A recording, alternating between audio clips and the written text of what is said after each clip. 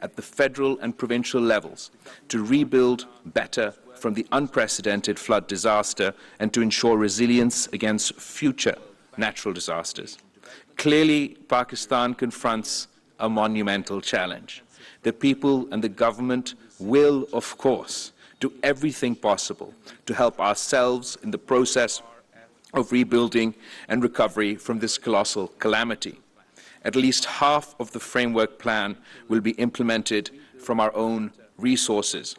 At the level of our local communities, we are already engaged in rebuilding and restoration of homes, villages, roads, and communication networks. Yet Pakistan will need considerable support over the next several years from our international partners to implement this comprehensive plan.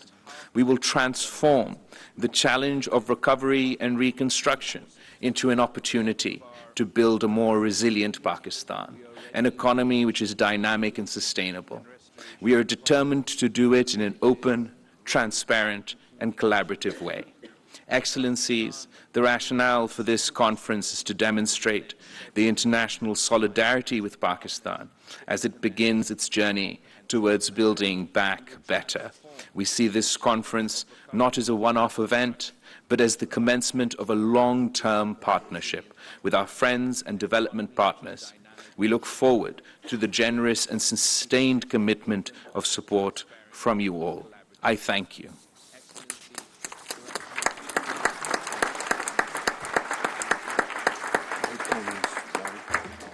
Thank you, Excellency. We will now watch a video on the floods and rains in Pakistan. Not as a one-off event, but as the commencement of a long-term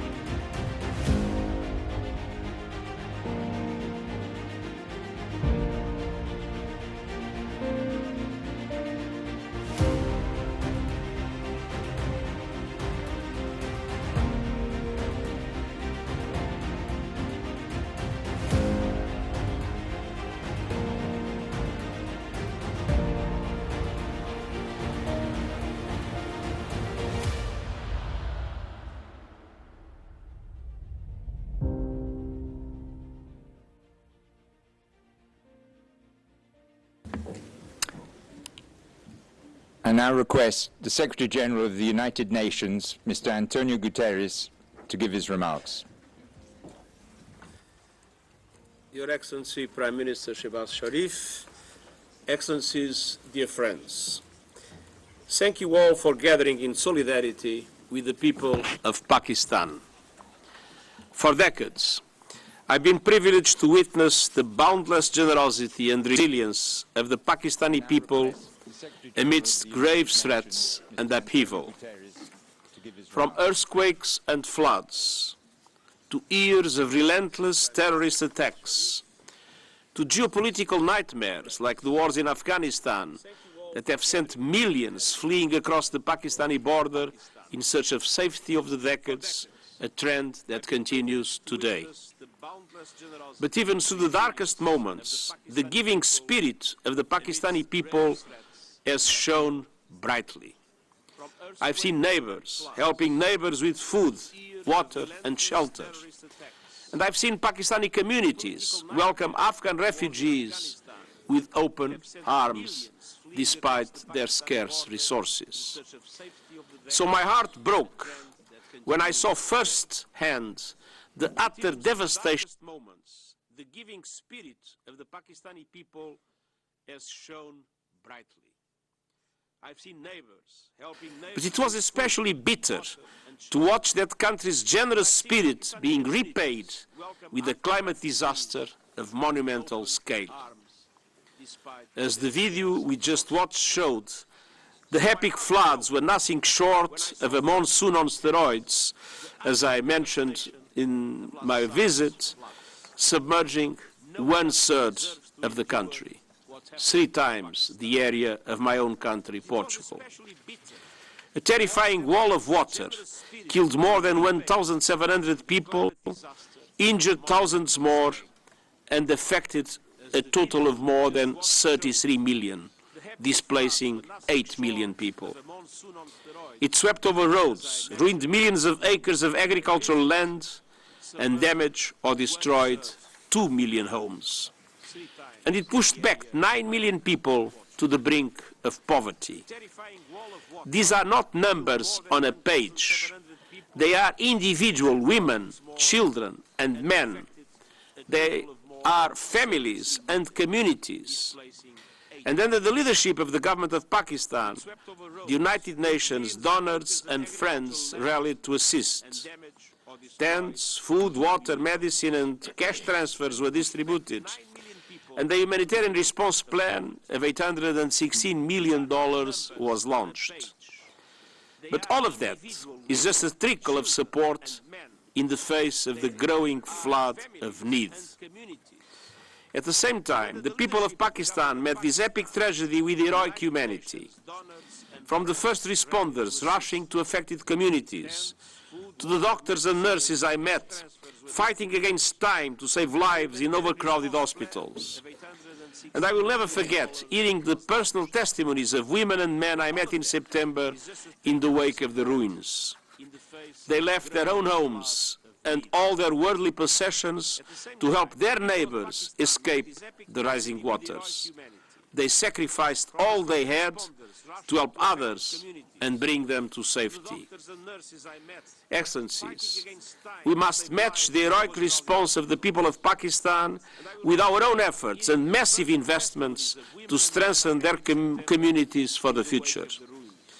Rebuilding Pakistan in a resilient way will run in excess of $16 billion US, and far more will be needed in the longer term. And this includes not only flood recovery and rehabilitation efforts, but also initiatives to address daunting social, environmental, and economic challenges. Reconstructing homes and buildings, redesigning public infrastructure, including roads, bridges, schools and hospitals, jump-starting jobs and agriculture, ensuring that technology and knowledge are shared with Pakistan to support its efforts to build a climate-resilient future. And throughout, supporting women and children, we are up to 14 times more likely than men to die during disasters and face the brunt of upheaval and loss in humanitarian crises. Women are consistently on the front lines of support during times of crisis, including in Pakistan. Their efforts are essential to a strong, equal, inclusive recovery. It is crucial that women play their full part as leaders and participants at every level, contributing their insights and solutions. And we also need to right a fundamental wrong. Pakistan is doubly victimized by climate chaos and the morally bankrupt global financial system. That system routinely denies middle-income countries the debt relief and concessional funding needed to invest in resilience against natural disasters. And so we need creative ways for developing countries to access debt relief and concessional financing when they need it the most. And above all, we need to be honest about the brutal injustice and loss and damage suffered by developing countries because of climate change. If there is any doubt about loss and damage, go to Pakistan. There is loss, there is damage. The devastation of climate change is real. From floods and droughts to cyclones and torrential rains. And as always, those developing countries least responsible are the first to suffer. Pakistan, which represents less than 1% of global emissions, did not cause the climate crisis, but it is living with its worst impacts. South Asia is one of the world's global climate crisis hotspots, in which people are 15 times more likely to die from climate impacts than elsewhere. At a recent UN climate conference in Egypt, the world made some important breakthroughs. This includes progress on addressing loss and damage, speeding the shift to renewables, and an unprecedented call to reform the global financial architecture, particularly multilateral development banks. It also includes accelerating efforts to cover every person in the world with early warning systems against climate disasters within 5 years. But we need to go much further. Countries on the front lines of the climate crisis need massive support. Developed countries must deliver on their commitment to double adaptation finance and meet the $100 billion goal urgently without delay.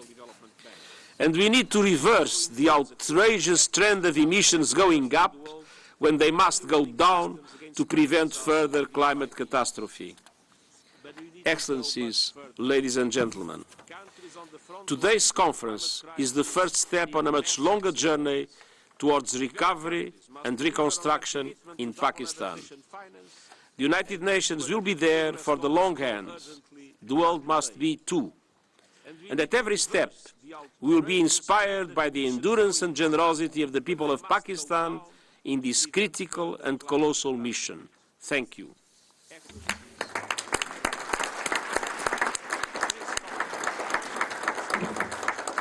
Thank you deeply, Secretary General. I now call upon the Prime Minister of Pakistan, His Excellency Mohammad Shehbaz Sharif, to give his remarks. Sir.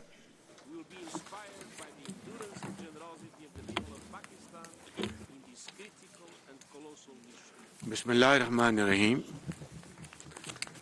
Excellency Antonio Guterres, Secretary General of the United Nations, Foreign Minister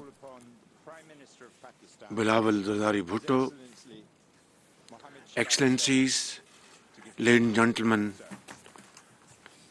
Assalamu alaikum, good morning and guten Morgen.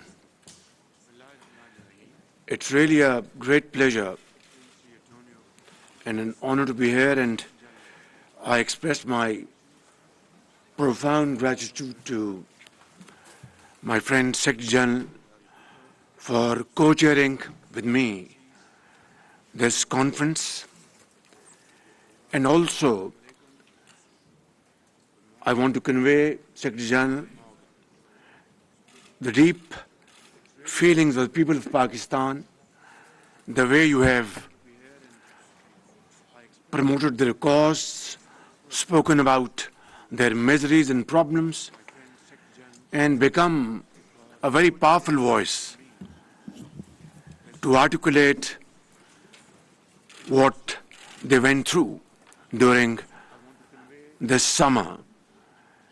I remember on 10th of September, I was with you, along with Foreign Minister, in refugee camps in the province of Sindh and Balochistan, and you were standing by orphans, widows, mothers, and I remember vividly, you met a mother who had given birth to a child the night earlier, and a makeshift school run by UNICEF.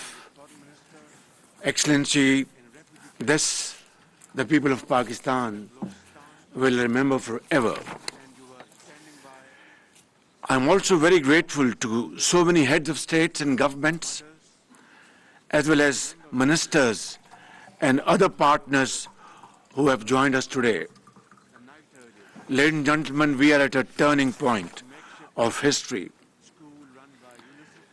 Events are moving faster than we can imagine. And it is not only a question of how to survive, but it's a question how to maintain our bodies. It's a question how to maintain our dignity and honor by moving forward with a sense of purpose and a sense of achievement.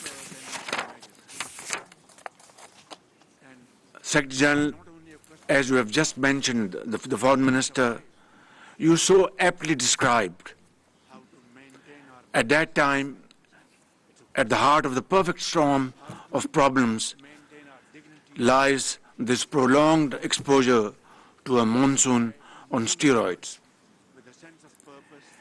In a matter of 2 months, the ground beneath us was literally, physically taken away. The tsunami, the most devastating floods, affected 33 million people of Pakistan, killed more than 1,700 people, including children, and dislocated 8 million people. More than 8,000 kilometers of roads were washed away, and more than 3,000 affected 33 rail system was deeply damaged. Education was disrupted for 2.6 million students, including 1 million girls. One can go on about the records broken by this disaster, but truly speaking, we are racing against time. We are very grateful to the generous support extended to my country by the United Nations, the World Bank, the Asian Development Bank, the IMF, the AIIB, and the European Union, as well as many friendly countries around the globe. However, relief work is yet not over, especially in parts of Sindh and Balochistan. Our young and able Foreign Minister belongs to the province of Sindh, where the flood water still needs to be drained to reclaim the agricultural land, to grow food, to build homes, reconstruct infrastructure, and rehabilitate institutions and services. Excellencies, you will appreciate that we need to give 33 million people who are deeply affected by the floods their future back.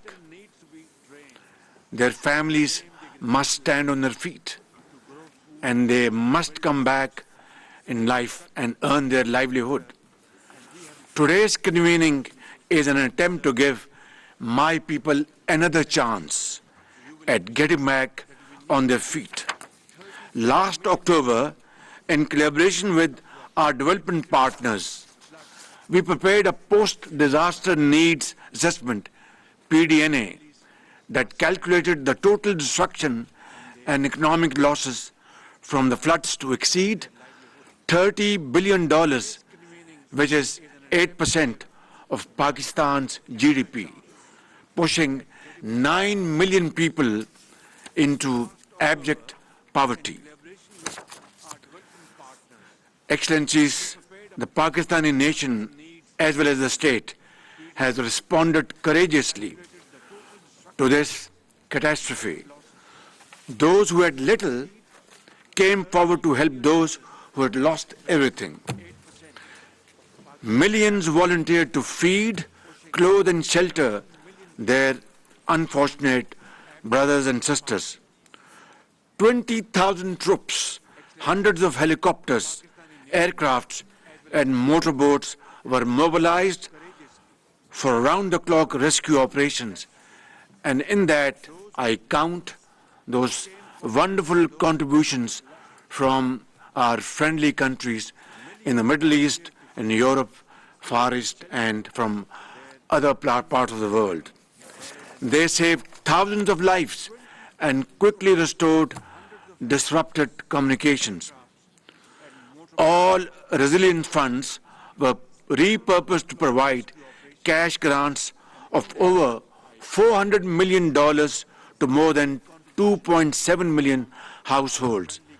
Despite our acute financial constraints, we mobilized around $575 million for the emergency, including the UN flash appeal. Excellencies, the one lesson we have learned is that nothing can go back to business as usual.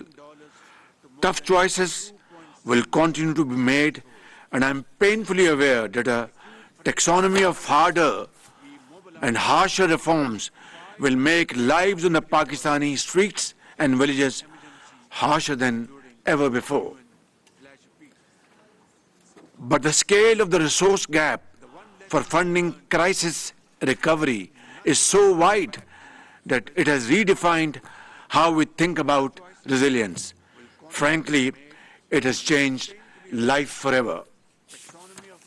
Building on the post-disaster needs assessment, my government has prepared a comprehensive framework plan for recovery, rehabilitation, and reconstruction with resilience. Its broad contours are set out in the 4RF document that will be presented to you in the next session of the conference. The first part of the 4RF plan reflects the priorities for recovery and reconstruction, bearing in mind the minimum funding requirement of $16.3 billion, half of which is proposed to be met from domestic resources and the other half from our own development partners and friends. The second part of the framework plan incorporates flood resilience in the design and infrastructure projects such as protecting key highways, the main railway line network, as well as an early warning system and capacity building for rescue and relief in future disasters. Our funding gap for minimum recovery is $8 billion and will be needed over the span of the next 3 years. Excellencies, it is clear that Pakistan's ability to recover from the colossal flood disaster, to restore critical infrastructure and revive rapid economic growth will hinge substantially on the speed of these actions. And the most important link in this chain will be financial resourcing. If that gap continues to obstruct our recovery and minimum resilience needs, the results may be too catastrophic to imagine.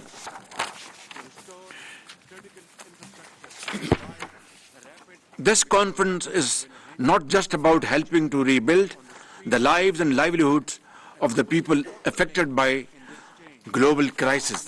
In fact, it is about the solidarity and vision needed to ensure the world's transition to a sustainable future, not just on paper or PowerPoint, but on the ground, in schools, in the fields, in businesses, in industry and homes.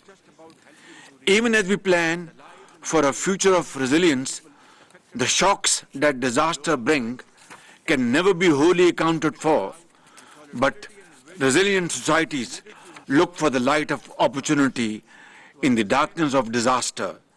It is precisely this kind of strategic reset that I'm trying to kickstart today in seeking your support for a recovery plan for the people of Pakistan who are, by the grace of God, very resilient. I know these are times of extreme pressure and economic hardships in many countries, but Pakistan needs a new coalition of the willing, one that can save lives and put them on a path to responsible global citizenship. Ladies and gentlemen, what I'm asking of you is more than a rebooting of your compassion for humanitarian relief needs.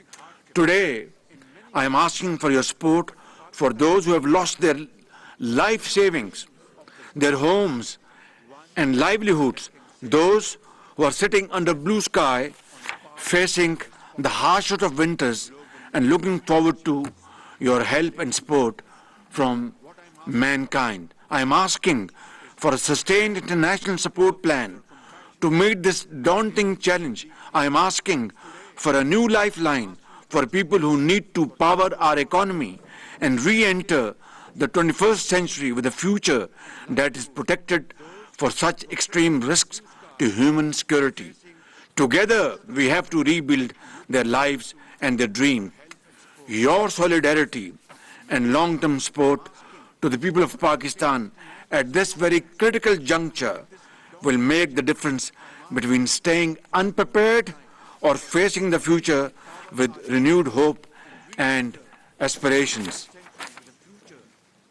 In the end, I thank you once again for your support in this conference today. Your unity of thought and action will always be remembered by the people of Pakistan. Thank you very much.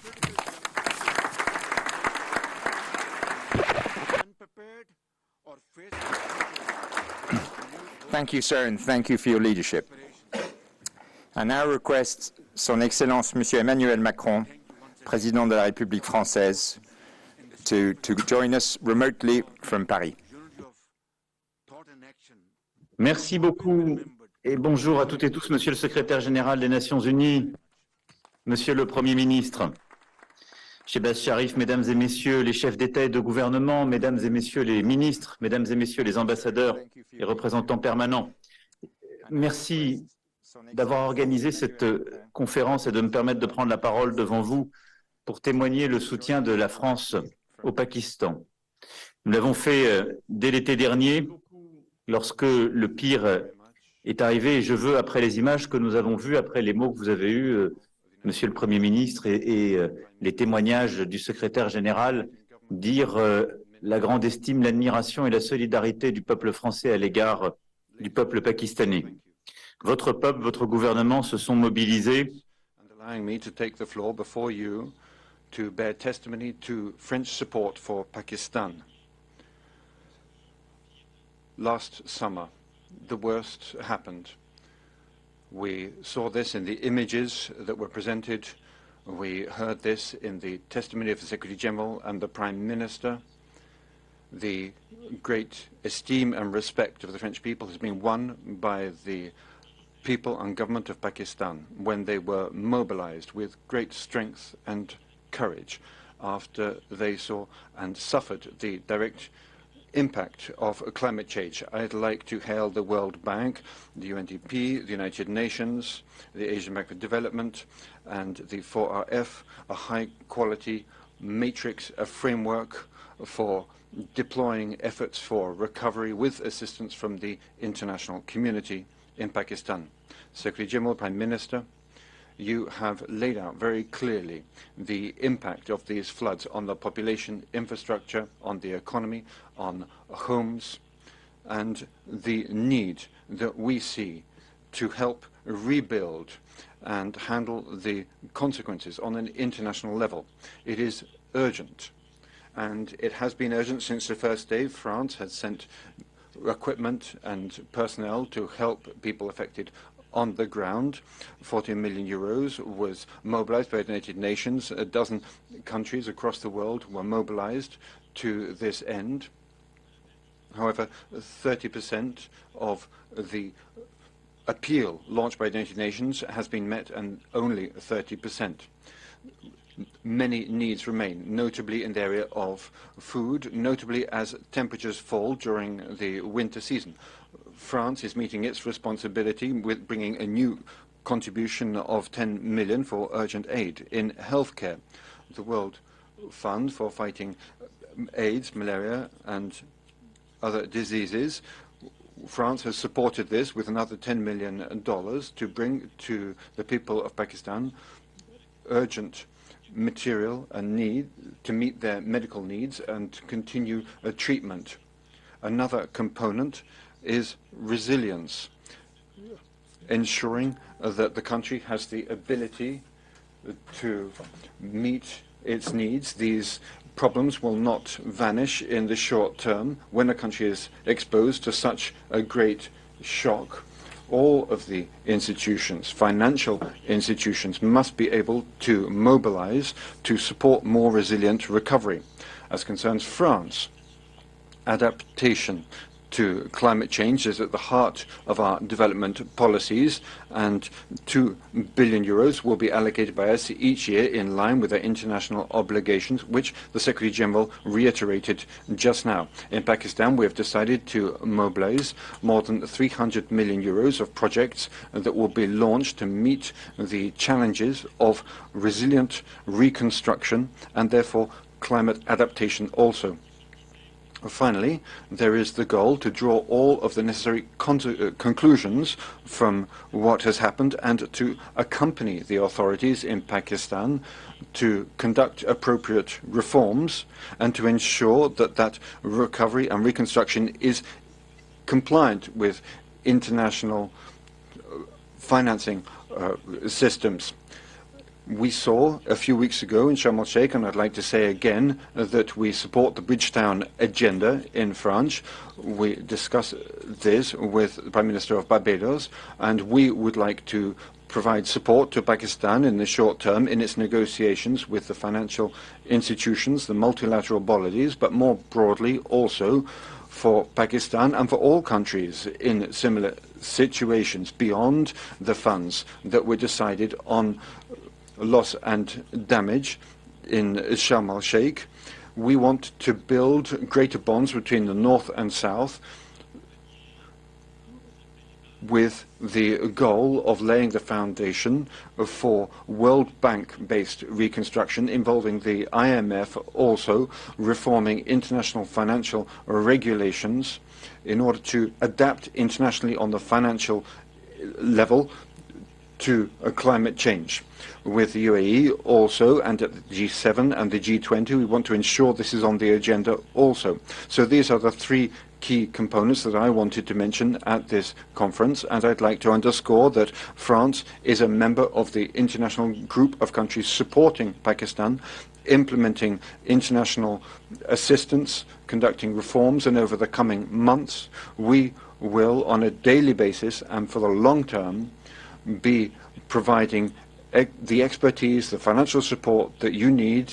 We will be shoulder to shoulder with the people of Pakistan and also learning from what has happened and adapting for the future. Prime Minister, on a personal level, I would like to offer our full support, and I would like to ask you that you can transfer to the people of Pakistan the support of France and the French people. Thank you. Selamlıyorum. Değerli kardeşim Başbakan Sayın Shehbaz Sharif'e ve Birleşmiş Milletler Genel Sekreteri Sayın Guterres'e nazik davetleri için teşekkür ediyorum. Geçtiğimiz aylarda yaşanan sel felaketleri nedeniyle Pakistanlı kardeşlerimize bir kez daha geçmiş olsun dileklerimi iletiyorum. Hayatını kaybedenlere Allah'tan rahmet, yakınlarına sabrı cemil, yaralılara acil şifalar niyaz ediyorum. Türkiye olarak tarih boyunca hep olduğu gibi bu zor gününde de Pakistan halkını yalnız bırakmadık. 15 uçak ve 13 trenle gönderdiğimiz 7.500 tondan fazla insani yardım malzemesi. Sisters in Pakistan due to the flood disasters in the past months. I wish Allah's mercy on those who lost their lives and patience for their relatives. I wish a speedy recovery to the injured. In Turkey, we have stood by the people of Pakistan during their difficult days, as we have always done throughout history. We delivered more than 7,500 tons of humanitarian aid, which we sent on 15 planes and 13 trains. In addition, we shared the products we obtained locally with the disaster victims. We also sent 2 ships bearing more than 1,630 tons of humanitarian aid. I believe that with the arrival of these vessels at their ports, the troubles of our Pakistani brothers and sisters will, to some degree, be alleviated.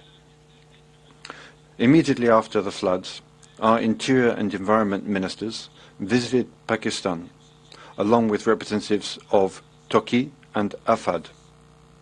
Our delegation conducted inspections in the disaster areas and received briefings from the Pakistani authorities.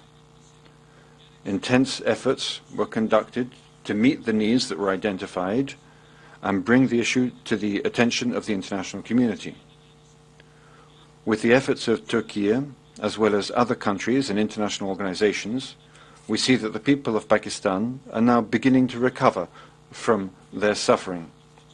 However, it remains clear that more collaboration and cooperation is needed in the face of the devastating effects of the climate crisis. Climate change and the challenges it produces are a common concern of all humanity. The disaster in Pakistan once again demonstrates what devastation climate change can cause. The struggle against these and similar disasters must be continued in solidarity with the framework of our chosen strategy. Turkey fulfilled its responsibilities in terms of contributing to this global struggle. In addition to the disaster areas, reconstruction of all disaster-prone locations in Pakistan in a climate-resilient way can avert additional suffering. Turkey stands ready now to contribute to meeting the immediate needs of disaster victims in Pakistan, as well as supporting the reconstruction process. In this context, Turkey continues to remain in contact with the Pakistani authorities.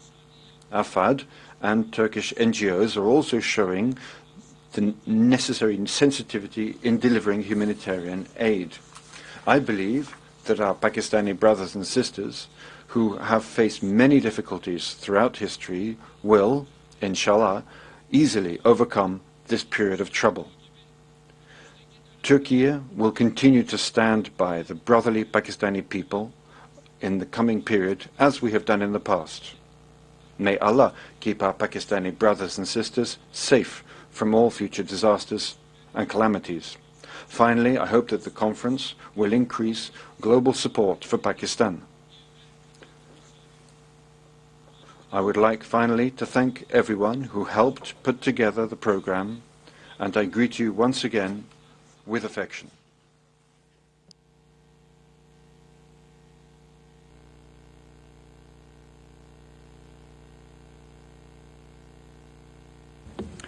We will now hear a video statement from His Excellency Mr. Jonas Gahr Støre, Prime Minister of Norway.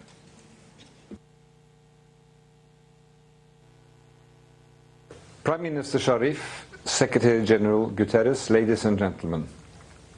The catastrophic floods that hit Pakistan last year caused unimaginable damage. Norway and many other countries contributed to the immediate response, but the needs remain enormous.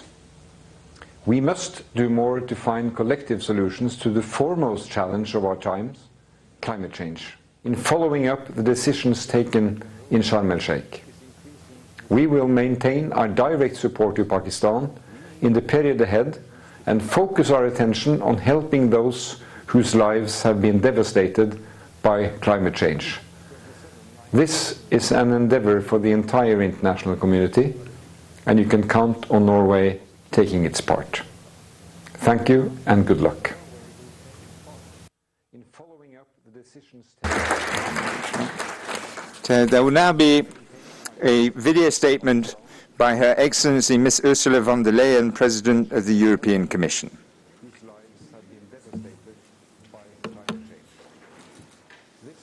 Fellow leaders, dear Prime Minister Sharif, dear Secretary General Guterres, ladies and gentlemen. I would like to thank Prime Minister Sharif and Secretary General Antonio Guterres for this timely conference. 2022 was a difficult year for the world. We just overcame the pandemic, and Russia started its brutal invasion against Ukraine. But on top of this, Pakistan was hit by one of the biggest natural disasters anywhere. Deadly flooding, which affected millions of people. It destroyed livelihoods, crops and infrastructure, and put pressure on the most vulnerable people. The European Union, together with its member states, was among the first to react. Our Team Europe response to this tragedy was immediate and substantial. But the scale of the devastation is enormous. Vast surfaces of cropland and villages remained underwater for months. Nearly 10 million girls and boys remain in need of immediate support, according to UNICEF. So more support is needed. And today we are endorsing an ambitious reconstruction plan. We are joining forces with our partners to help put Pakistan on its path to recovery. Our Team Europe support to the reconstruction of Pakistan is around 500 million euro, including our humanitarian assistance. And the EU and Pakistan have just agreed an 87 million euro package in line with our Global Gateway strategy. In parallel, to keep supporting the affected communities, the European Union is stepping up its humanitarian assistance with an additional 10 million euros. This brings Team Europe's humanitarian support for Pakistan to 172 million euros. Ladies and gentlemen, the future of Pakistan is in the hands of its people. I wish the government of Pakistan every success with the implementation of its ambitious reform plan. We will continue to assist, including through the support group to be created following this conference. I wish you a very fruitful discussion. Thank you very much. Ladies and gentlemen, the future of Pakistan is in I now request His Excellency Mr. Ignacio Cassis, Federal Councillor, Head of the Federal Department of Foreign Affairs of Switzerland, to give a statement. Sir.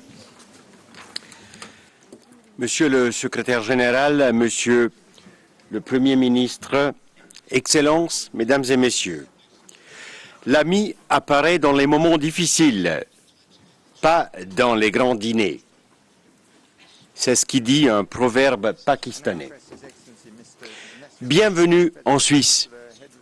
Aujourd'hui, je vous accueille car nous, les amis du Pakistan, sommes réunis pour faire face à une situation difficile. Il s'agit de... Prime Minister, Your Excellencies, ladies and gentlemen, friends appear in times of hardship, not during great banquets. This is what a Pakistani proverb tells us. So, welcome to Switzerland. Today, I welcome you because we, the friends of Pakistan, will face this difficult situation together. The issue of the day is to support Pakistan, which has suffered the full effects last summer of the devastating impact of climate change. This is an urgent situation, and therefore we must act together in an effective manner in the spirit of solidarity. Switzerland stands shoulder to shoulder with Pakistan. We must hold out our hand to our friends, to the agencies who must be able to count on us. Today it is up to you, Pakistan. You need help today, but tomorrow it could perhaps be us, any of us. One thing is certain. No one is completely safe. We are all, everyone, concerned by climate change, a global risk that requires global action. I would like to thank the United Nations Secretary General and the Prime Minister of Pakistan for initiating this international conference on Pakistan and the climate. To International Geneva. Chers amis, my dear friends, when Switzerland learned of the tragic effects of the floods that struck Pakistan and its people last summer, we did not hesitate. In line with our humanitarian tradition, we immediately sent a team of experts into the northwest of the country with a budget of 4 million Swiss francs and deployed for 3 months. Our team of experts focused on rebuilding schools, hydraulic systems and bridges. 5 million francs were allocated for short-term assistance. In the field, we were able to act in a difficult context. Sadly, extreme weather events are not the only challenge faced by this region of South Asia. The flow of refugees from Afghanistan increases the vulnerability and tensions in the area. Here also, my country is meeting its international responsibility, having sent a contribution of 6 million Swiss francs to the High Commission of the United Nations to support and welcome Afghan refugees in Pakistan. Overflows where the banks are weak, as a Pakistani saying goes. Cette allégorie me touche. This proverb touches me also, because it underscores the principle of the challenge of international cooperation and the climate. We must work together.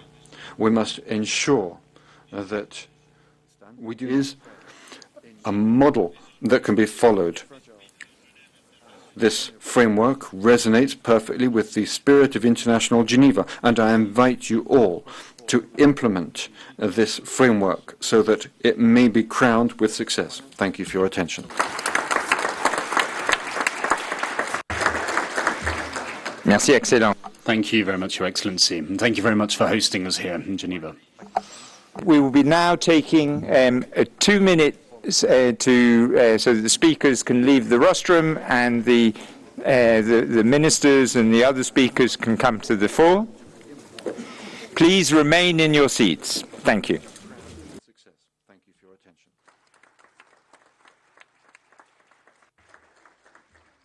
Merci, excellent. Thank you very much, Your Excellency, and thank you very much for hosting us. Pakistan और अक़वाम मुत्तहदा के ज़ेर एहतमाम आलमी conference जनीवा में जारी है।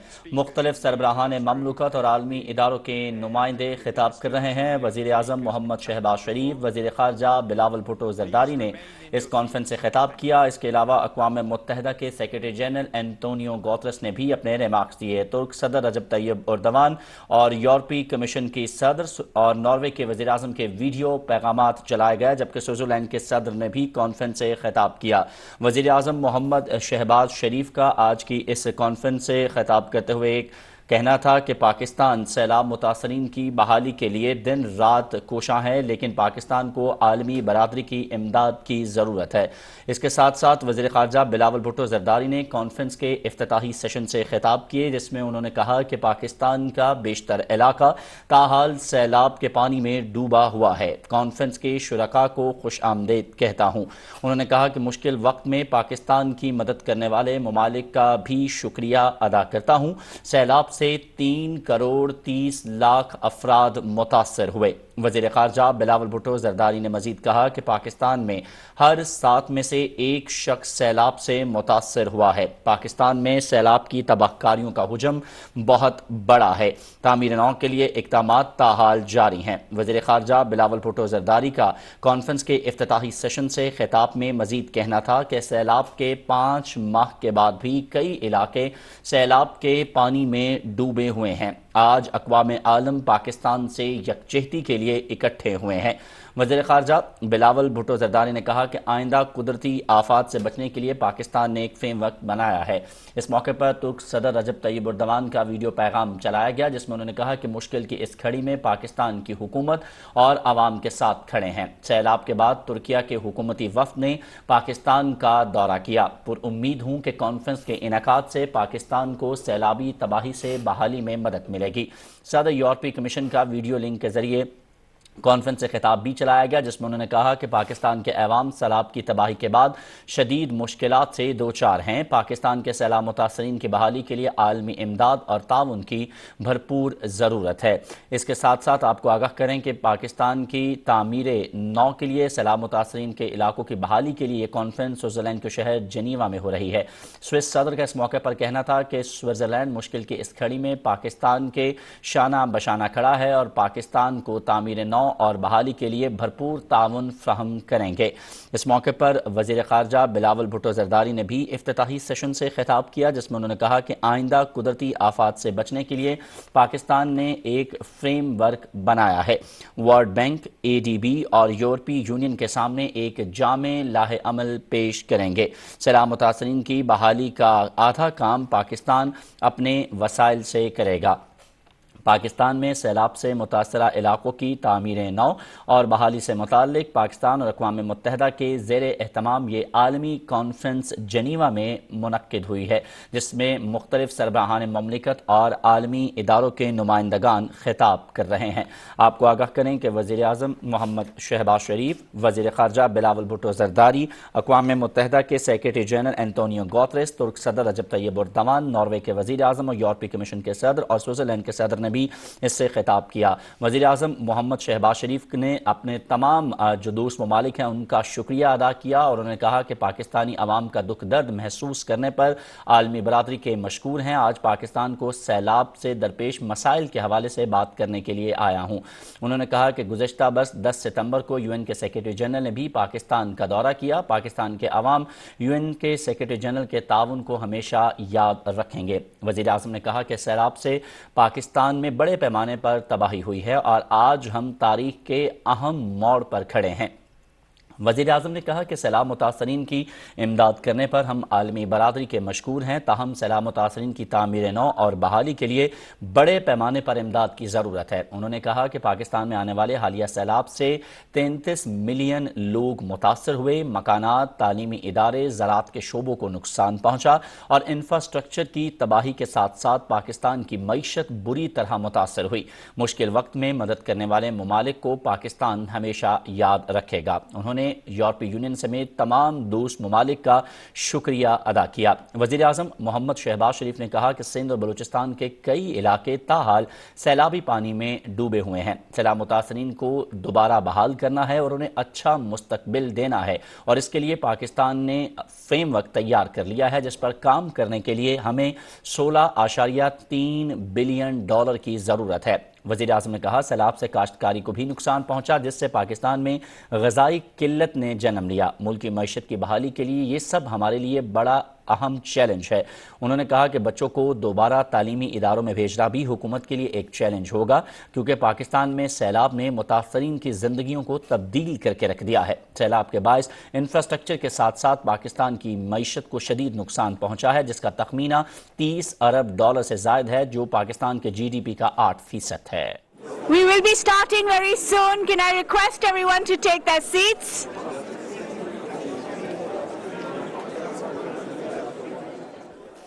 پاکستان میں سیلاب سے متاثرہ علاقوں کی تعمیر نو اور بحالی سے متعلق پاکستان اور اقوام متحدہ کے زیر اہتمام یہ عالمی کانفرنس جنیوا میں جاری ہے۔ اس کانفرنس سے مختلف ممالک کے سربراہان مملکت اور عالمی اداروں کے نمائندگان خطاب کر رہے ہیں۔ وزیر اعظم محمد شہباز شریف نے سیلاب سے ہونے والی تباہی اور بحالی کے لاہ عمل سے متعلق شرکاء کو آگاہ کیا۔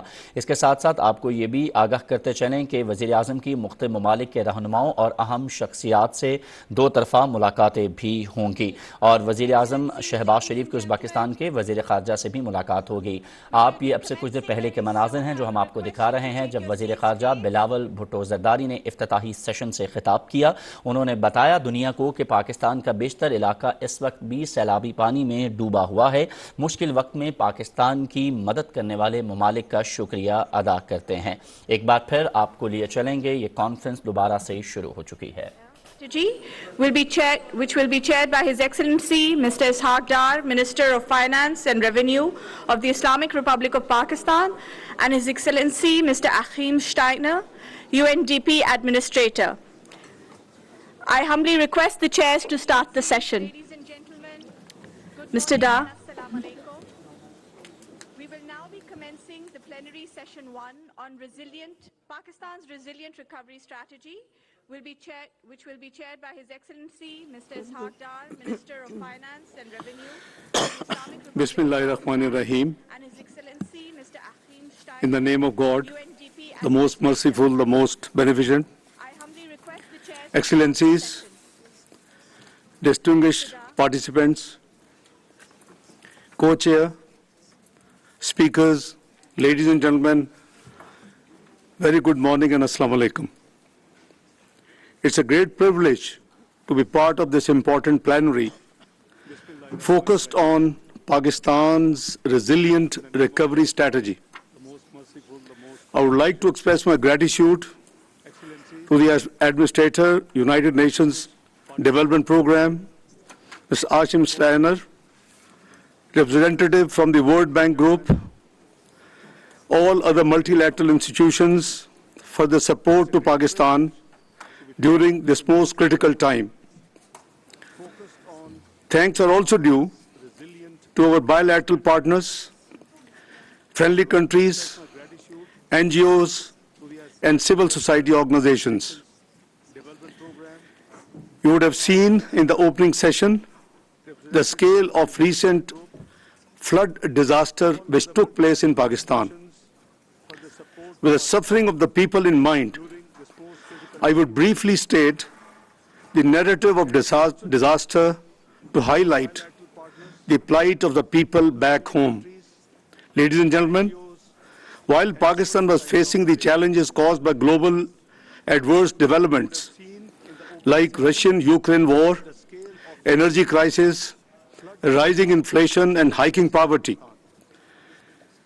Pakistan faced the catastrophe of unprecedented floods in the recent history. Allow me to reiterate the widespread damages caused by the floods in Pakistan. Last year, the heavy monsoon rains, 6 times of the average of the past 30 years, caused huge flooding and devastation, especially in the provinces of Sindh and Balochistan.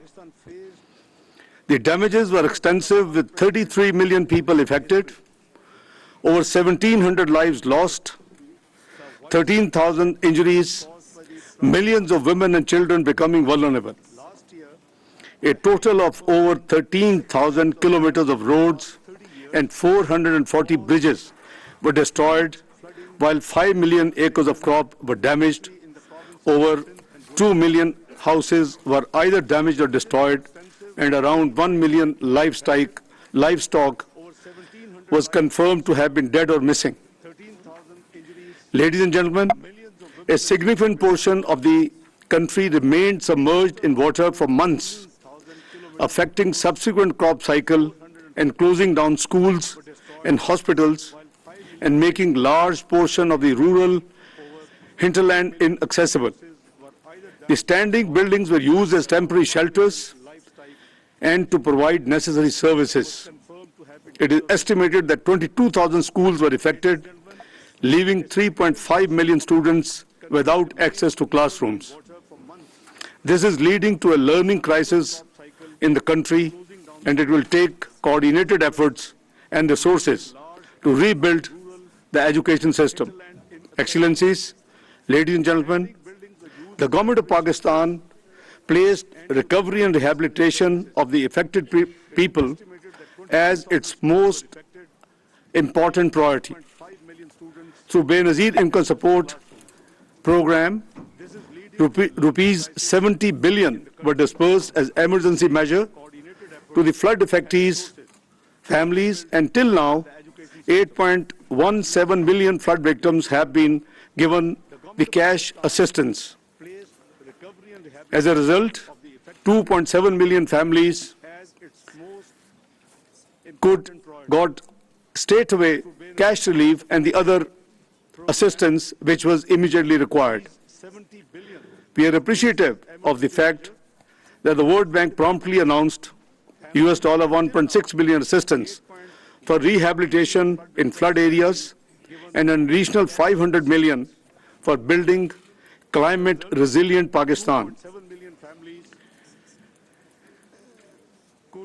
You are aware that PDNA estimated economic and physical losses caused by the floods as over US $30 billion. According to their calculation, which are jointly conducted by World Bank, UNDP, European Union, and Asian Development Bank with the assistance of the Planning Ministry of Pakistan, their calculation of the needs for the rehabilitation and reconstruction work is US $16.3 billion. We have been working to obviously plan this reconstruction and rehabilitation work over the period of 3 years with at least half of the requirements to be met by Pakistan's own system and assistance. Our GDP, keeping in view of the size of the GDP, we believe that over the next 3 years period for this phase of reconstruction and rehabilitation, we should be able to contribute $8 billion out of the $16.3 billion to carry out this rehabilitation and the reconstruction work. The support from the friendly countries and the multilateral donors will not only help with flood relief and rehabilitation effort, but will also create fiscal space and external debt sustainability for the country, reinforcing its efforts to implement the ongoing IMF program. The climate change has led to devastating spillover impacts on Pakistan. This is a major exogenous shock representing a global public externality. Pakistan contributes less than 1% of greenhouse gas emissions, but yet it has found itself at the center of climate change-induced devastation in the form of catastrophe of the floods last year. Concerns about food security are paramount. Social stability is also a concern amid high energy prices, inflation, and macroeconomic policies. Excellencies, ladies and gentlemen, I want to make it clear that Pakistan remains committed to its international obligations and is on track regarding our macroeconomic fiscal reform agenda, which focuses on increasing our revenues, increasing spending on social sector programs, decreasing expenditure wherever we can moderate, and creating thereby more fiscal space for the reconstruction rehabilitation phase, which we have to undertake in the next 3 years. Pakistan is right now facing challenges on account of additional outlays incurred and projected for the flood-related rescue, relief, and rehabilitation needs. Existing limited space negatively impacts Pakistan's ability to provide resilience and determination to all those affected by the natural disaster. While appreciating the resilience and determination of the people of Pakistan, it is obvious that they need help and global cooperation, which we are thankful to all those who have been extending and communicating to us. Pakistan is carrying out the fiscal reforms necessary for long-term recovery and sustainability. However, we believe that we urgently need short-term assistance as we navigate through a number of challenges.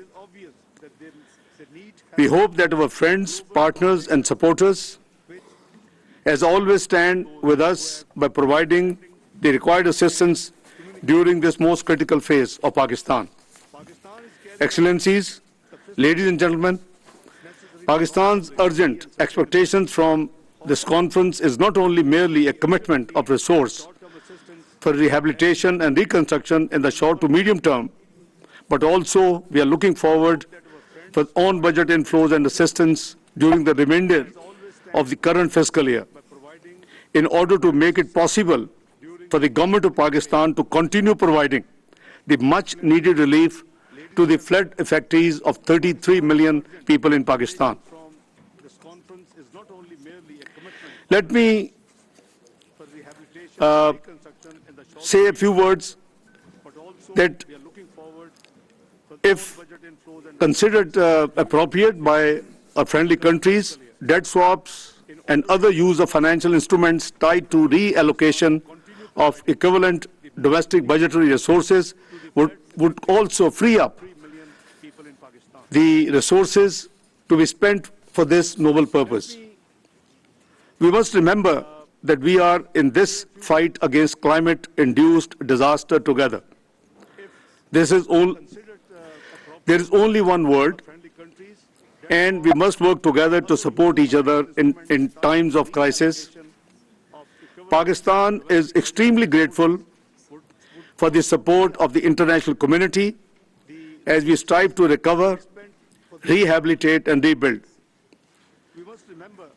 At the end, I would like to extend our heartfelt gratitude to all those friendly countries, United Nations, World Bank, Asian Development Bank, Asia Infrastructure Investment Bank, Islamic Development Bank, and all other multilateral institutions, NGOs, and donors, without whose help we could not have been able to deal with this catastrophe which Pakistan just faced in 2022. I'm extremely grateful to all of you, and thank you for patience listening. God bless you all. Thank you. Very kind.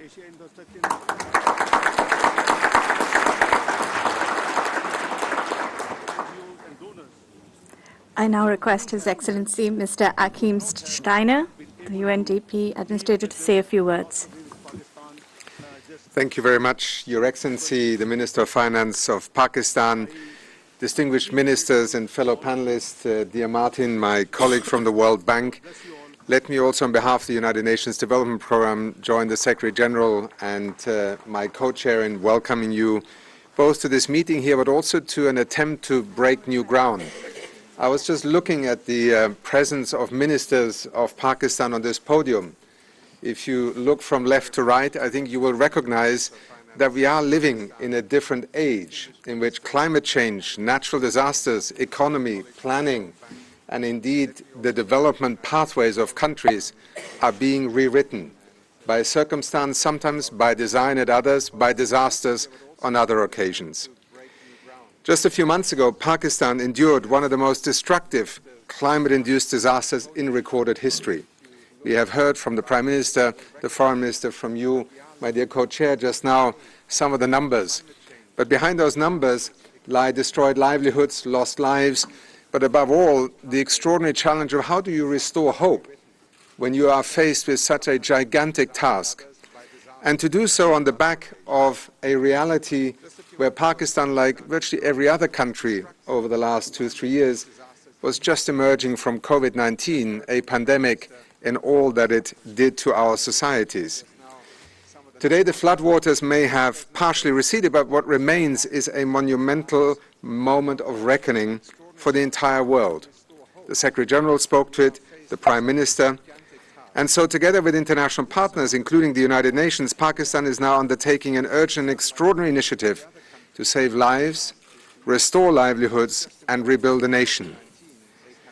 Pakistan, as you just said, Minister, faces a long road to recovery. The wider world faces a choice, because the truth is that these events are increasingly predictable, and only the latest in a series of such disasters in Pakistan and beyond, historic climate events that are becoming the new normal. Today, on the 9th of January, we are meeting. Look to the east in Australia, extraordinary flood events. Look to the west in California, extreme weather events. Look to Central Europe, and people are wondering what happened to snow in winter. We are living in profoundly changing times. And in Pakistan, at this moment, we have an opportunity to choose a new direction with an innovative model for international cooperation.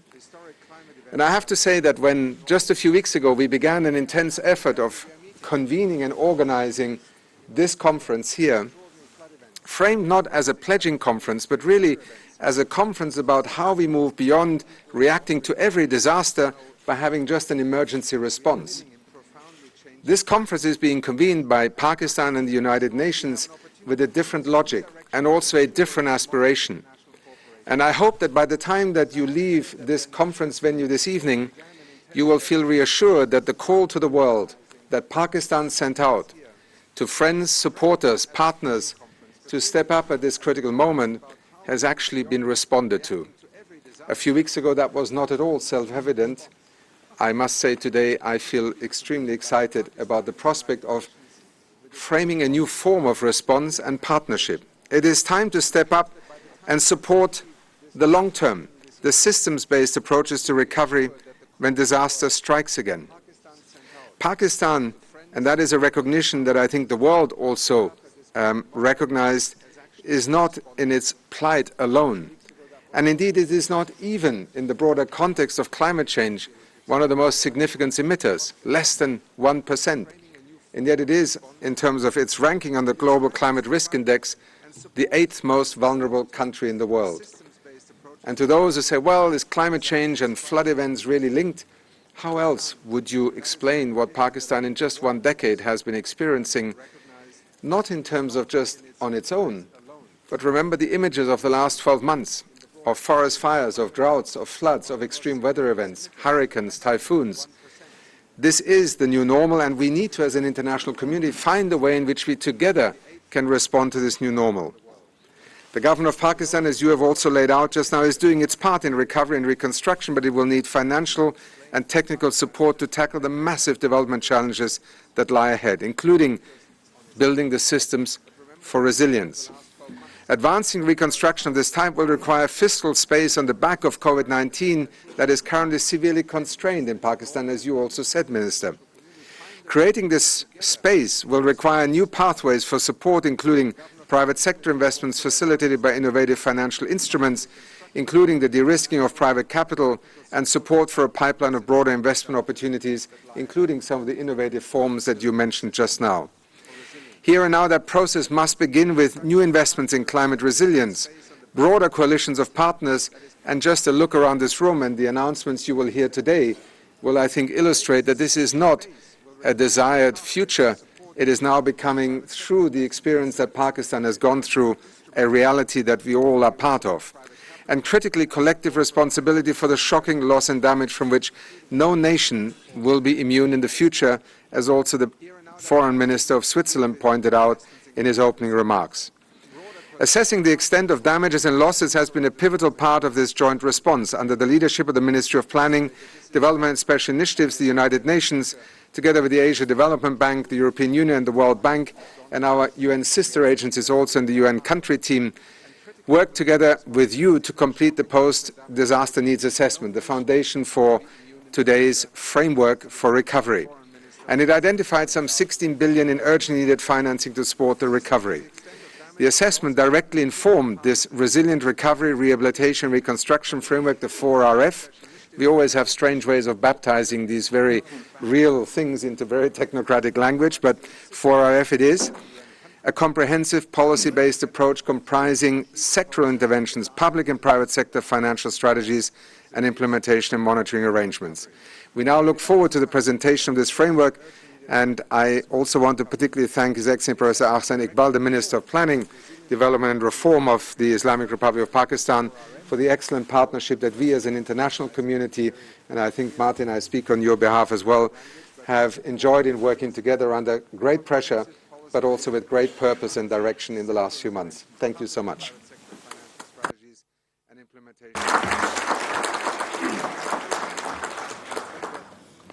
I now request His Excellency Professor Ehsan Iqbal, Minister for Planning, Development and Reform of the Islamic Republic of Pakistan, to say a few words. Excellent partnership that we as an international community, and I think, Martin, I speak on your behalf as well, have enjoyed in working together under great pressure, but also with great purpose and direction in the last few months. Thank you so much. Excellencies, distinguished guests, ladies and gentlemen, I thank you all for coming here. Excellencies, distinguished guests, ladies and gentlemen, I thank you all for coming here today to express solidarity with the people of Pakistan who have experienced worst climate disaster of recent times. Pakistan has faced floods in 2022, but as one of the most vulnerable countries to climate disasters, we face range of disasters that we experienced during 2022, starting with very high temperatures, forest fires, droughts, culminating into unprecedented floods within a short span of 4 months. Pakistan's disasters like torrential floods, glacial lake outburst flood, and just to mention that Pakistan has the highest snow after North Pole and South Pole in its northern areas, which is at the danger of melting and causing glacial lake outburst floodings. We face droughts, heat waves, earthquakes, and during this year, as I said, we have experienced almost all of them. The heat wave of 2022 was the hottest in 61 years.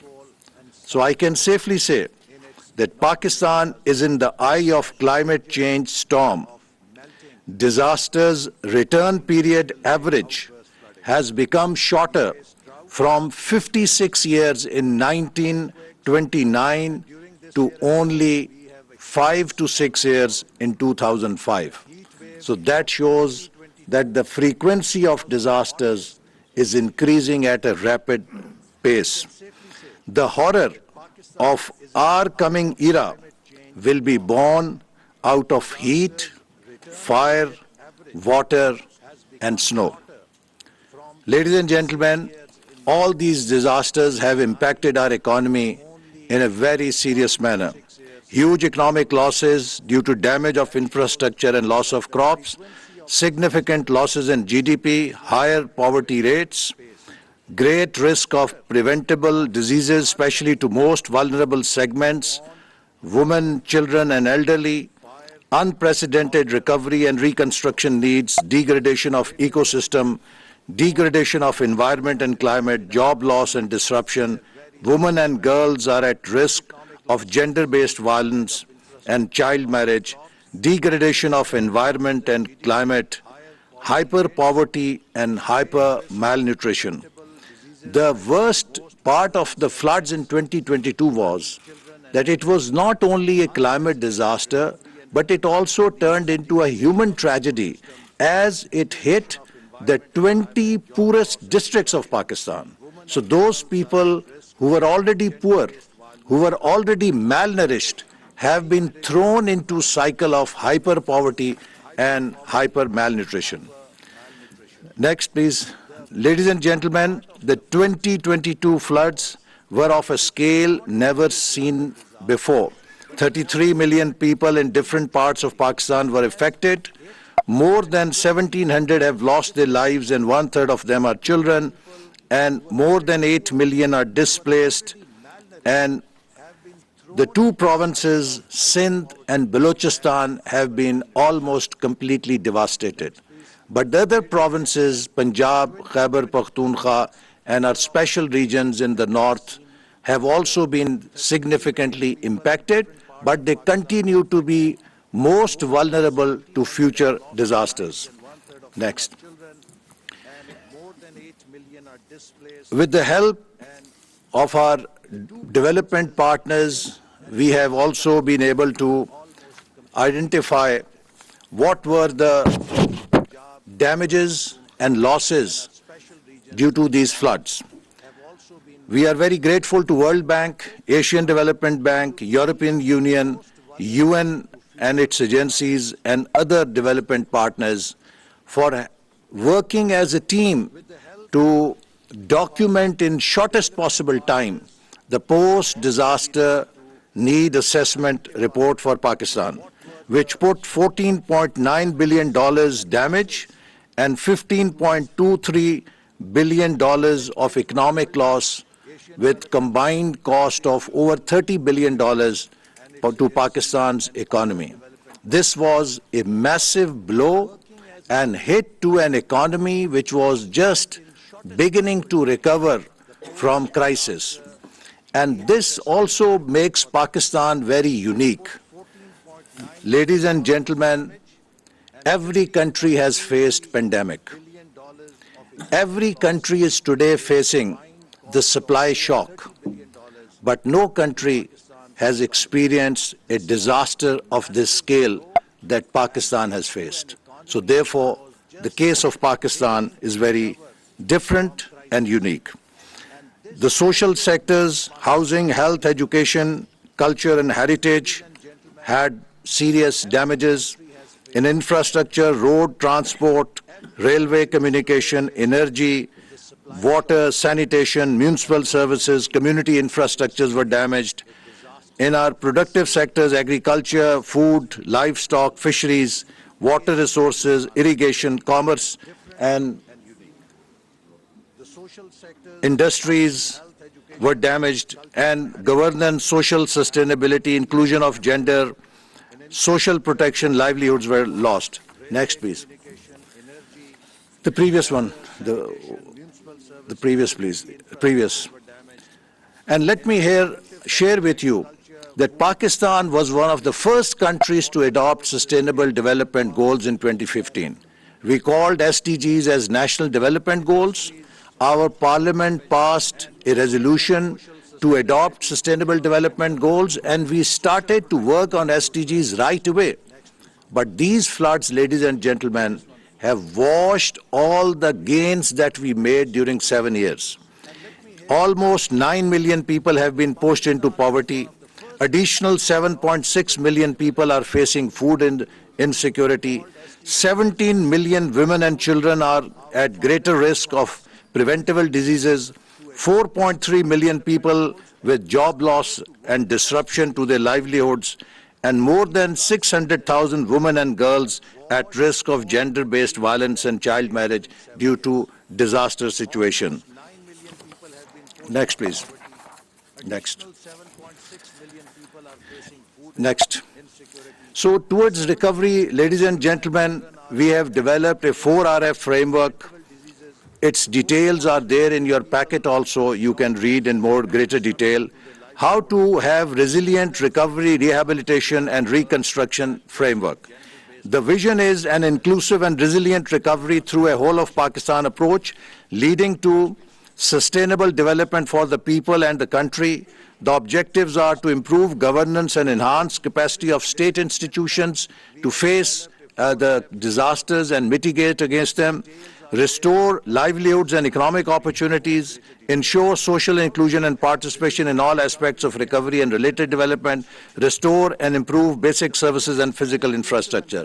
And above all, also underlying important objective is to achieve sustainable climate resilience through rebuilding and re-engineering our infrastructure. Our challenge as Ministry of Planning is double. Not only we have to build a new infrastructure, a modern infrastructure for future development, we also have to re-engineer our built infrastructure to be more resilient and adaptable for future shocks. So the foundation is Build Back Better, people-centered socio-economic recovery, building systematic resilience against natural hazards and climate change impacts. Next. The 4 RF sectors have 4 major goals: governance, whose cost has been estimated at $413 billion, strategic resilient objective, resilience plan, objective 2, agriculture, livelihood, finance markets, 4.3 billion, SRO 3, social inclusion, including gender, culture, heritage, $1.7 billion, and 4, education, health, nutrition, water, sanitation, municipal services, infrastructure, energy, transport, $10.08 billion, which makes it $16.28 billion, according to the PDNA. The government of Pakistan plans to do 50% of the $60 billion through its own resources and is requesting international community development partners to help it cope this burden by providing $8 billion over the next 3 years so that we can rebuild our damaged infrastructure in shortest possible time. The long-term climate resilient infrastructure development plan is over $13 billion, which involves national flood protection program and building new infrastructure or re-engineering existing infrastructure to stand against future shocks. Next. As I told you, out of $16.3 billion, the local resources we hope to mobilize are $8.15 billion, and we look forward to $8.15 billion through our friends and development partners. Next. We have worked out a number of projects in different areas, starting with forecasting and preparedness, which involves capacity building of Pakistan Met Department, Federal Flood Commission, multi-hazard early warning systems, installation and upgradation of telemetries, data center for disaster prevention. Then mobilization, rescue and relief, capacity building of National Disaster Management Authority, Provincial Disaster Management Authorities, District Disaster Management Authorities, procurement of helicopters, boats and other equipment for evacuation, procurement of emergency bridges and other equipment, and then in recovery, financial assistance for people for their livelihood. Next, please. Rehabilitation, housing, health, education, gender inclusion, private sector development, water and sanitation, and reconstruction of infrastructure to make it more resilient. Next, please. Next. So let me in the end, ladies and gentlemen, say that Pakistan is already in a very difficult and challenging situation. In 1989, Pakistan was left to cater to 3.5 million refugees when international community abandoned the region. We are still suffering. At that time, if international community had put in $10 to $20 billion to stabilize the region, between 2001 and 2021, in 20 years, it would not have to spend $2.5 trillion fighting a war in Afghanistan, which comes to about $120 billion per year. In 2021, again our region has been abandoned for Pakistan to face the consequences of instability at its western borders. On top, we have a $30 billion climate disaster.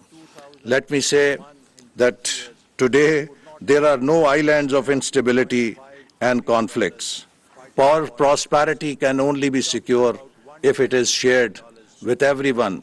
Ladies and gentlemen, one of the most important things we can do on this earth is to let people know they are not alone. The young mother with no milk to feed her children, let her know she's not alone. Children who have seen their schools destroyed. Today, there are no islands of instability and conflicts. Poor who have lost their shelter and are facing chills of winter season, let them know they are not alone. Farmers who have lost their livestock and are without livelihood, let them know they are not alone. Mothers and children who are malnourished, now hyper-malnourished, let them know they are not alone. Youth who have lost their jobs, let them know they are not alone. And the sick who have lost access to health services, help them know that they are not alone.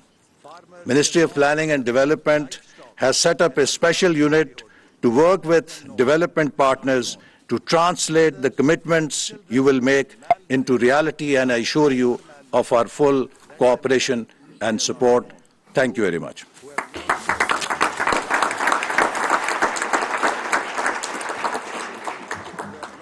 I now request Her Excellency Ms. Sherry Rahman, Minister of Climate Change of the Islamic Republic of Pakistan, to say a few words. Thank you very much. Excellencies, ladies and gentlemen, I distinguish co-chairs Achim Steiner and Minister Ishaq Dar, fellow ministers here from Pakistan, ladies and gentlemen, friends of Pakistan, thank you for your patience, your time, and your commitment for bringing your value system here today. It is obviously the moral engine of recovery for all, and the coalition of the willing that the Prime Minister of Pakistan spoke about that brings this convening to the kind of critical mass we see today. So thank you for your commitment, for working and assisting with recovery for all.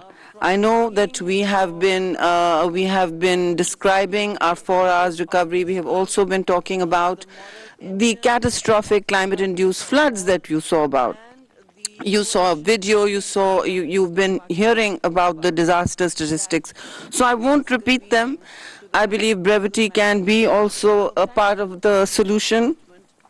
You do know that Pakistan, it has been established that Pakistan is on the front lines of a very clear extreme weather and climate precipice. People have spoken here about how many of your countries, and again, we come to the first cascade of thanks, which will be followed later by the Minister EAD, who were there on the ground. In the phase of humanitarian disaster, my co-chair and of course the UNDP, the entire UN system, our development partners, the World Bank, all the related UN agencies, ADP, everybody and the UN agencies, Save the Children, many NGOs were on the ground, international NGOs as well as Pakistanis. All had their sleeves rolled up and gumboots on the ground. So we do appreciate all of you who came by, who journeyed to the heart of the catastrophe and saw for yourselves what the monsoon on steroids actually looked like. And of course, the front line of that was the UN Secretary General, who proved to be one of the most powerful advocates for bringing resolve, commitment, and resources to a country that was in shock for many months. Now, ladies and gentlemen, so thank you all. But you saw on the ground, many of you have heard also that Pakistanis are a resilient people. But, as you saw in the video, for Pakistan, the peril is not over. 8 million still live in inundated areas, particularly the province of Sindh, and a homeless winter for many. Now, 20 million are still affected, which is, again, 3 times the size of many countries. And this winter has brought the 19th century back to the human health experience. It has brought dangers and risks that humanity had forgotten how to plan for. It has brought perils to Pakistan that this century had stopped accounting for. So in this peninsula of human suffering that we all saw, and 33 million certainly is a peninsula of great human tragedy. What we saw at some points was no antibiotics, a lack of antibiotics, a lack of medicine, a lack of infant food. These are not things, I'm not talking about cutting edge IT education. I'm talking about the basics of human survival.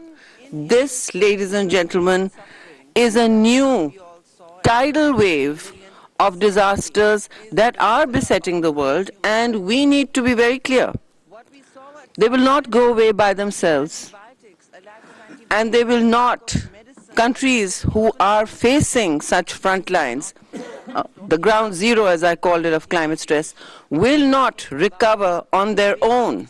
There is no default setting to nature or to human recovery at this scale. You saw the water as it ripped through Pakistan, 1/3 of Pakistan, the magnitude and velocity it was pulling out huge bridges, built back better, like toothpicks in its fury. So building back better is going to be harder than we planned for and harder than we imagined. We had seen the 2010 flood. It was a great flood. It was called the super floods of Pakistan. Well, it affected 20 million people. So just to put in perspective, this one was 33 million. We hope and pray and also plan for ensuring that no such bigger disaster overtakes this particular catastrophe, because wrapping one's head around the sheer numbers to service has been a monumental challenge. So everyone has responded, of course, wonderfully, but it is to be remembered that while we are building for resilience, Pakistan lies in one of the largest floodplains of the world. And it has created now the way the topography of certainly of the province of Sindh, whose chief minister is present here, has been transformed probably forever. There are lakes that are sitting there, the size, probably over 100 kilometers, impossible to drain for a year, transforming the land we till, the livelihoods that live off it, and of course giving our great Indus River, which has been a lifeline for Pakistan, a new geography. So while we're living in these areas, what I call the axis of vulnerability, it is time to look very hard at how risk management is part of a cascade of ongoing, timely, and agile investments that can build up the defenses, the shields that societies need to stand up to what the Secretary General called the war that nature is waging now on the world. As one of my colleagues said here very ably, Pakistan has been next door to a long war, one of the longest war in the world, and home to a high cohort of refugees. We are a hospitable people, but we are no match, ladies and gentlemen, make no mistake, no match for a war that nature may unleash through no fault of our own. Now, this is not about ascribing responsibility, or this is about burden sharing. We are seeking to build that coalition of the willing to do what the Prime Minister very succinctly stated, to kickstart a strategic reset in how societies think about resilience and sustainability, in how societies work across borders as nation states and people, to create new islands of resilience that grow to become a planet that we can be confident to inhabit for the future without risk. Now, I just want to say that strategic interventions in rebuilding with flood resilience do not mean the $16.3 billion that Minister Essen has spoken to you about are about frontline basic flood resilience and some segues into the storm drains, the large storm drains the country needs, because we need a new architecture of flood resilience, clearly, as well as an old one that needs investment. We have one of the largest man-made irrigation systems in the world. But having said that, and we maintain it very well, but having said that, what is in our way right now? Two things. Capacity, that is technical capacity, the ability to build bankable projects that we are told to compete with on the financing market, because the amount of projectization that is needed is literally the size of 2 or 3 small European countries. So yes, we need the technical capacity, and we need it yesterday. What is going to, I think, swing things for us to kind of make the worm turn, if you like, is an uninterrupted, the second thing needed is uninterrupted supply of funding and resources. Now, when I say uninterrupted, what I mean is when that link is broken in the chain of funding, when a province, when a district, when a people, when a community has to wait, and a project has begun, it is lying there, someone, as we call them, as PC1s on paper, it does not translate into a defense by the next time the disaster rolls round, because the province, then that district, because all adaptation eventually is local, it must be local, it must have feet on the ground, will not catch on or have built that resilience by the time the next summer rolls round. And we have lived through a I did not show you the 2022 climate video that I showed at COP. That was a new archipelago of complete disaster, famines, flash fires, forest fires, floods, and of course the global, the glacial lake outburst floods. They've tripled. We have the largest number of glaciers outside the polar region. They are also melting fast. So we need to create that wall, and I am asking very clearly for that lifeline that will manage, that will help Pakistanis manage predictability for basic survival. And that is really the polycrisis, only way to confront the polycrisis that is hitting us. And yes, that's a new word for the 21st century, because the challenges for the 21st century are entirely new. I just hope, ladies and gentlemen, that we're able to build up the speed and agility to respond with the kind of compassion that is needed and foresight. Thank you very much for your, I think I overspoke. Thank you.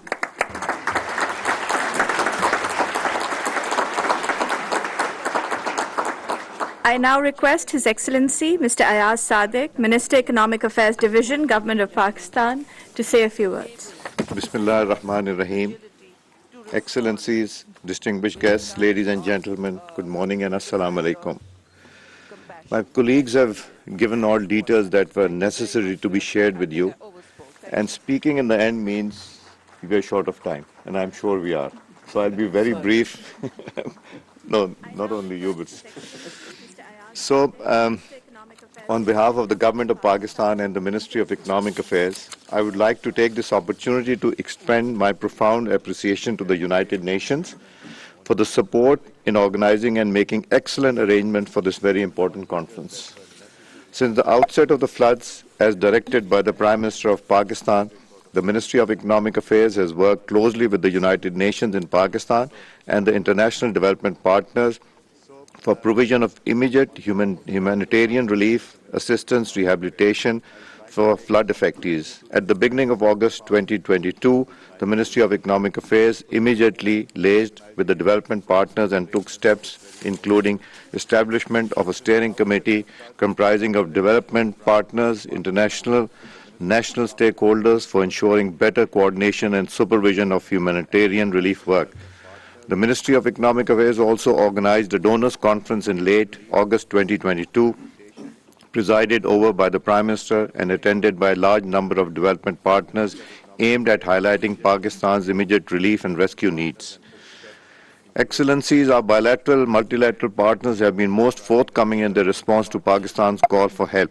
The solid collaboration with our development partners brought forth immediate assistance in various forms, provided relief for millions of the stranded Pakistanis, for which we are grateful. The assistance included cash transfers for the flood-affected people who had lost everything: food, medicine, shelter, clean drinking water, etc. Our development partners have always helped Pakistan during the different calamities faced, including the many devastating earthquakes and floods in the past.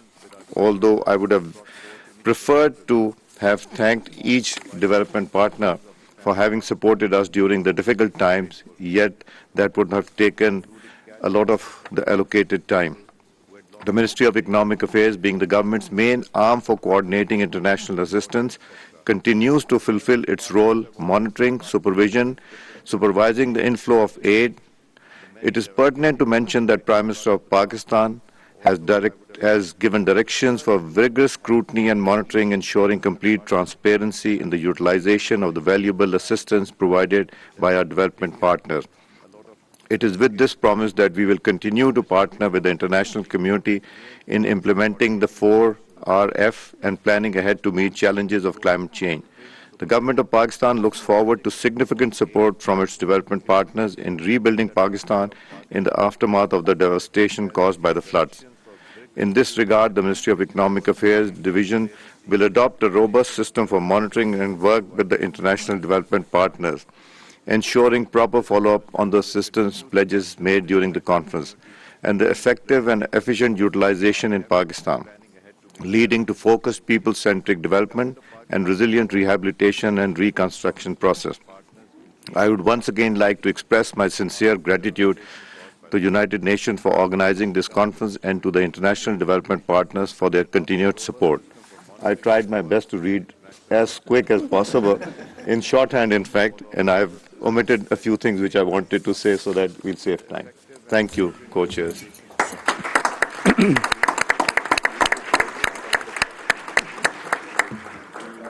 Before I request World Bank President Mr. Martin Reza to say a few words and give closing remarks, I wish to acknowledge and thank him for his very quick arrangement of the round table at the time of annual meetings in Washington last October, post-flood episode which Pakistan suffered. Thank you, Mr. Reza, once again. Floor is yours for the closing remarks. Thank you. Excellencies, ministers, distinguished participants, thank you, Chair, for giving me the opportunity to offer some brief closing remarks. The 2022 floods were an unprecedented disaster, as I was able to witness firsthand in Sindh province last September.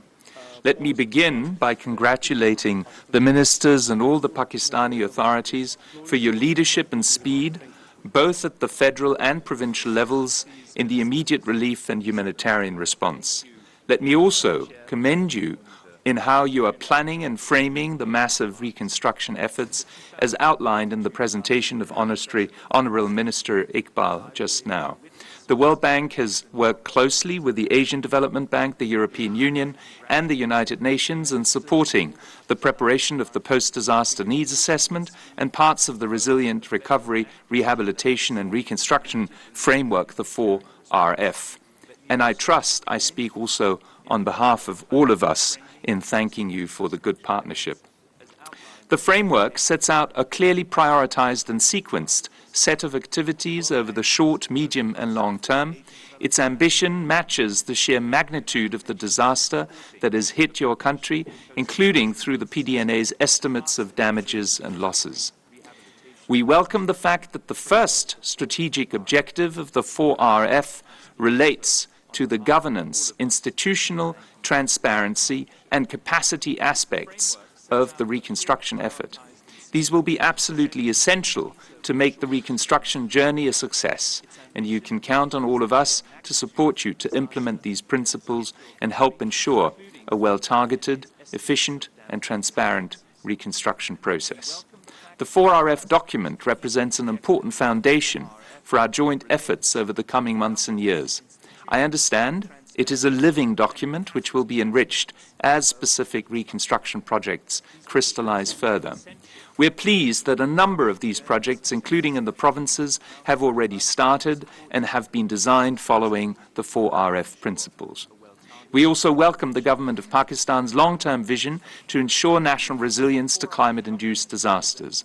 The Prime Minister and Honourable Minister Sherry Rahman talked of a strategic reset. Indeed, the costs of doing nothing are just too high.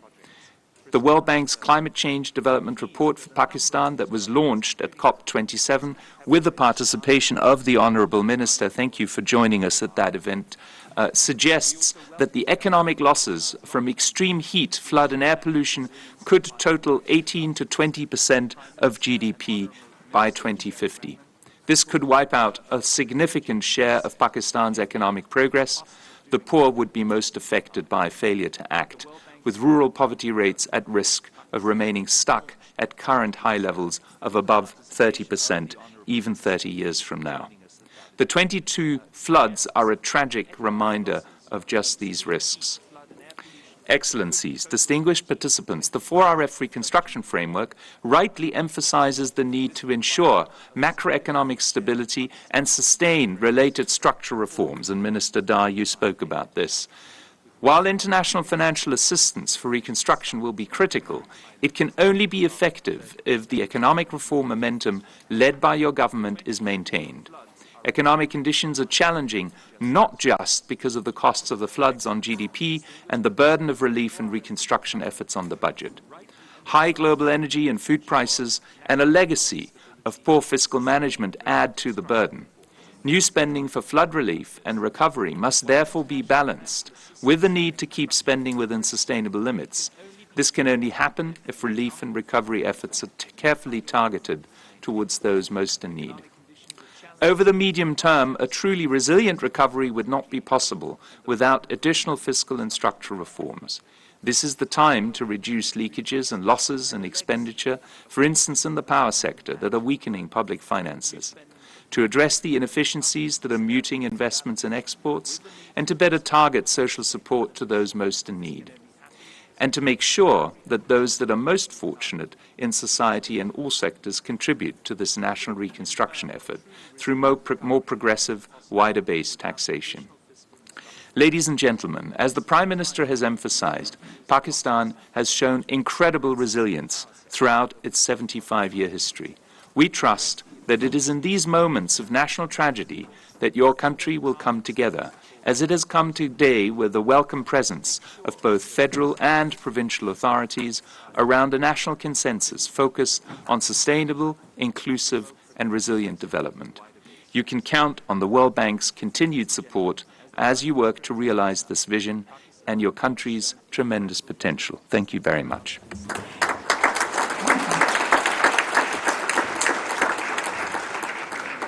Thank you so much, Mr. Reiser. Before we take a coffee break, please bear with me for a minute for just some housekeeping practical announcements. Lunch will be served one floor above at the mezzanine floor, level 2, the entrance level. You can avail the lunchtime to also visit room 25, where UN agencies will exhibit materials of their work in Pakistan, and colleagues will be available for any queries. After lunch, at the end of plenary session 2, we will be breaking out into 2 sessions. Provinces, Perspective and Humanitarian Spotlight, which will be in this room, and the second on achieving sustainable climate resilience, showcasing the living Indus, will be held in room 25, and there will be someone to guide you there. Also, as you already know, there are no food or drinks allowed in the conference room. Thank you so much. I now invite you for coffee, which is served right outside this room, and we will be grateful if we could reconvene after 15 minutes. Thank you so much. Spotlight, which will be in this room. सैलाब से मुतासर इलाकों की तामीर नौ और बहाली पर बैनुल-अक़वामी conference Geneva से आप मुलाहिजा कर रहे थे। आपको ये बताते चलें, कॉन्फ्रेंस का मकसद पाकिस्तान को हालिया सैलाब से होने वाली तबाही और सैलाब के बाद पेश आने वाले चैलेंजेस की तरफ दुनिया की तवज्जो मबजूल कराना था। इस कॉन्फ्रेंस से वफाकी वज़रा, वफाकी वज़ीर अयाज सादिक, शहरी रहमान, इसहाक डार, बिलावल भुट्टो ज़रदारी ने सेशन से खिताब किया। ये भी बताते चलें आपको कि सेक्रेटरी जनरल अक़वाम मुत्तहिदा और सदर वर्ल्ड बैंक ने इस मौके पर